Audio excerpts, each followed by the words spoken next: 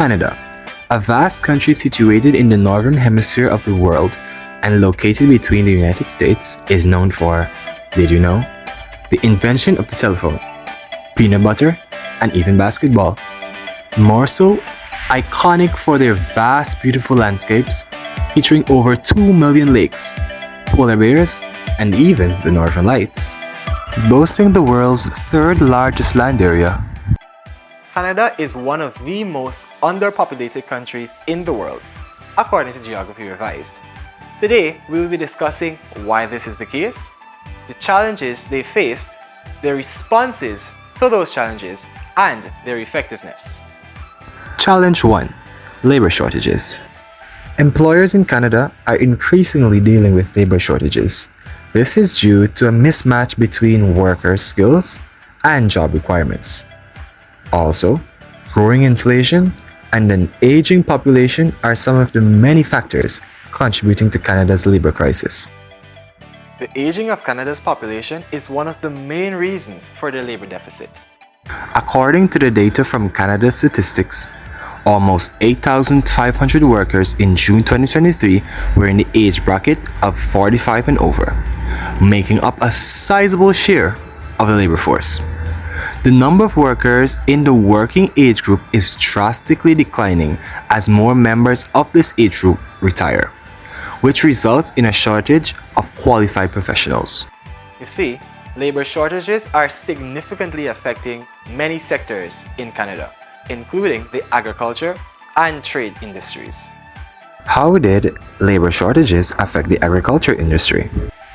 Labor shortages have been a long-time problem for the agriculture industry and, by extension, the supply chain. Employing more than 500,000 people of all skill levels and contributing $65.1 billion to the country's GDP, agriculture and agri-food industries is vital to the country's economy and the larger food supply chain. The agri and agri-food industries rely significantly on foreign labor. Yet, employment levels are still high. This was heightened by COVID-19, but the problem was still there even before the pandemic. According to Canada Statistics, the industry saw a peak vacancy rate of 7.4% in 2022, significantly higher than the 5.9 national average. This implies that 2 out of 5 employers in the agriculture sector were unable to hire all the employees they need in that particular year. As a result, owners and employees experienced excessive stress, production delays, lost revenue, and cancel expansions. It is anticipated that the agriculture industry would continue to face a labor deficit. Over the next 8 years, it is predicted that the domestic labor gap will increase in Canada's agricultural society, from 870,000 workers to over 1 million absent jobs. According to a Canadian Agricultural Human Resource Council report, sales fell 3.7% in 2022 as a result of labor shortages. This roughly corresponds to $3.5 billion in lost revenues when added to the entire sales in agriculture. How did labor shortage affect the trade industry? 700,000 skilled workers are set to retire between 2019 and 2028. This labor shortage will more so impact the infrastructure boom, including industrial mechanics, welders, and even boiler makers. In 2024, Canada's economy lost $2.6 billion due to the imbalance between the supply and demand for skilled workers. According to an interview with Mr. Jason Myers, CEO of Next Generation Manufacturing Canada, as he said, there are skill shortages, but not just shortages to replace existing skills. The level of skill requirement is going to continue to increase, and particularly as there are big disruptions in technology and disruptions in business. Canada's response to labor shortages. Immigration. In 2022 and 2023, Canada had a significant influx of immigrants, which resulted in a record breaking 2 million migrants. The increase affected labor supply drastically, as an indispensable amount of persons were added to the workforce. However, key sectors in Canada's economy such as agriculture, healthcare, and construction remained a continuing issue. Despite the presence of a large labor force, demands for labor and services prolonged due to several constraints. This goes to say that in spite of allowing a mass amount of persons to influx the country, this only makes up for a fraction of the skills needed for the workforce, which further exacerbates the problem. In 2024, the future of Canada's immigration was announced by the Minister of Immigration, Refugees and Citizenship, Mark Miller. In his report, he announced the Immigration Level Plan, or the ILP, which is the first ever plan targeted to control population growth in the short term that achieves sustainable long-term and well-managed growth. The Immigration Level Plan is expected to result in a marginal population decline of 0.2 in both 2025 and 2026, before returning to a population growth of 0.8 in 2027. This means proper healthcare for citizens, more housing units, and ultimately stabilizing Canada's underpopulation.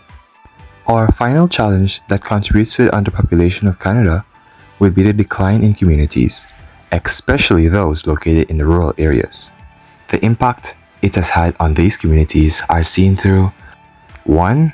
Economic erosion of businesses, and 2. Urban overcrowding and rural desertion. All businesses depend on the flow of customers and workers. Therefore, if population declines, so does the workforce, and that means workers are even harder to come by. Many local farms, shops, and industries are forced to shut down, which further weakens development in communities. A major factor in the decline of local businesses is the aging population and low fertility rates. Increasing proportion of elderly individuals have resulted in a demographic where older citizens outnumber younger ones in the country. This aging population contributes significantly to labor shortages. As the senior demographic begins to retire, there will be an insufficient number of workers to replace them. From Canada's 2025 population pyramid, we can see that the highest percentages of Canada's population fall between the age range of 20 to 64. This is the working class of the population, and although it's currently sustainable, it's still a concern seeing that there isn't a sufficient amount to suffice after they've left. Birth rates in Canada are currently at its lowest point recorded in history. The high cost of living cause many persons to delay marriages and family planning, further extending the decline of businesses.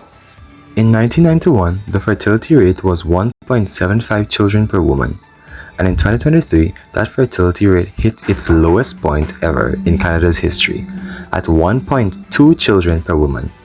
This represents a decline of 0.5 births per woman in just over 30 years. A major factor in this decline is the high cost of living. Canada's underpopulation is unevenly distributed. Large cities like Toronto, Vancouver, and Montreal absorb most immigration and natural increase, while rural and remote regions either stay stagnant or decline. Statistics Canada in 2021 show that rural areas in Canada increased about 26,000 people from 2016 to 2021. Although the population grew, the population spread was unevenly distributed, causing the share of the population to drop from 18.7% in 2016 to 17.8% in 2021. Urban overcrowding and rural desertion comes down to the decline in local businesses and communities. This causes persons to migrate to larger cities in search of a better life. In response to their massive decline in community, Canada has placed their efforts in economic diversification and job creation. Canada's regional development agencies are a key part of the government's Innovation and Skills Plan, advancing and diversifying their regional economies and helping communities to thrive. The effectiveness of this response can be described as alluring to both domestic and international labor markets, fostering attraction of a wide pool of skills and talents. With diversity, different areas or regions will be considerable due to employment variability. For instance, rural or resource-rich areas with new employment opportunities can be further developed and become desirable to inhabit due to expansion. In conclusion, we've discussed the challenges Canada has faced in their underpopulation, the responses that they've adopted, and how those responses have aided them. Let us know your suggestions in this crisis. Until next time, it was a pleasure being your host.